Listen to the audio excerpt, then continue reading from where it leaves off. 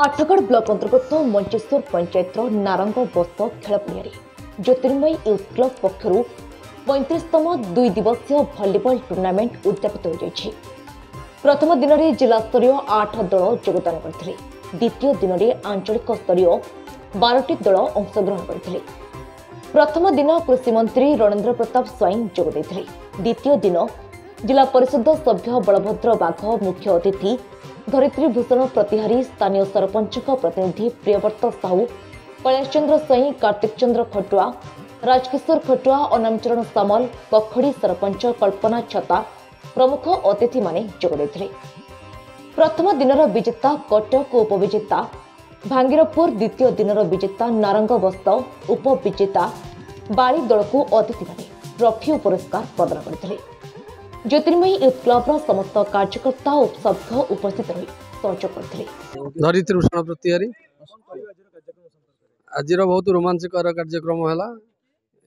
आमर प्रति वर्ष भली वर्ष भी बहुत है जार मुख्य अतिथि आमर मानवर मंत्री कृषि और कृषक सशक्तिकरण तथा मत्स्य पशु संपद विभाग मंत्री श्रीजुक्त रणेन्द्र प्रताप स्वाई राजा भाई जे कि ओडिशार वरिष्ठ मंत्री सी भी आम ग्रहण में उपस्थित थे एवं एबे भी था कौन कारणवशत सी गले आज खेल बहुत है खेल आज आमर ये भुवनेश्वर टीम विजय लाभ कर और बिंगारपुर टीम रनर्स अप होती बहुत आनंदर बहुत आखपाखर लोक आसी आमर उपस्थित थे खेला की उत्साहित कले खेल अति रोमांचकर है भल है बहुत भल मैच है श्रीजुक्त संतोष कुमार राउत संपादक आमर प्रत्येक वर्ष भली 35तम दिवारात्र भलीबल टूर्नामेंट आरंभ होउछि एवं आज 8टी प्रथम दिन 8टी जिला स्तरीय